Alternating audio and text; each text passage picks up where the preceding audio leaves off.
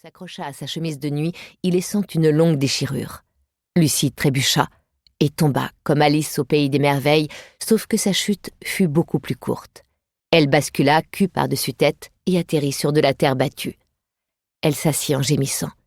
Elle était au fond d'un trou circulaire aux parois lisses, profond de plus de 2 mètres. Elle tenta l'escalade, comme elle eût grimpé à un arbre. Au bout de la 5e tentative infructueuse, elle vit quelque chose de blanc luire au-dessus d'elle. Espérant que c'était une racine qui lui servirait de prise, elle sauta pour l'attraper. Une pluie de terre s'abattit sur elle. Ce n'était pas une racine, mais un os. Et qui plus est, un os qui n'appartenait pas à un animal. « Ne crie pas !» fit une voix. « Tu vas les faire venir !» Elle renversa la nuque et aperçut un garçon penché au bord du trou. Il était plus âgé que son frère, peut-être même avait-il 16 ans. Son beau visage mélancolique était encadré de cheveux raides et noirs dont les pointes frôlaient le col de sa chemise. « Qui ça ?»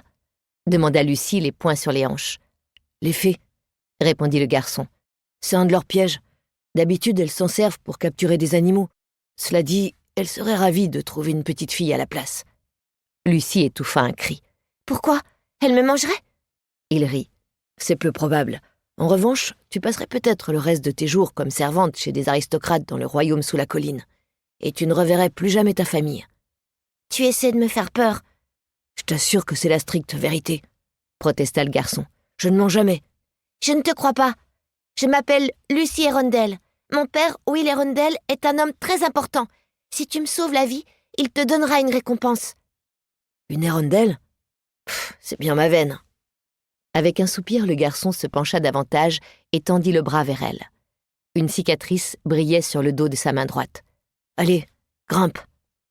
Elle lui agrippa le poignet à 2 mains et il la hissa à lui avec une facilité déconcertante. Quelques instants plus tard, elle se retrouva debout face à lui et put l'examiner à loisir. Il était plus âgé qu'elle ne l'avait cru de prime abord et était en tenue de soirée, pantalon noir et chemise blanche.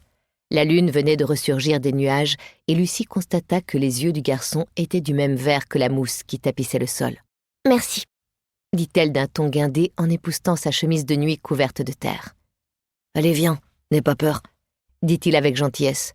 « De quoi pourrions-nous parler ?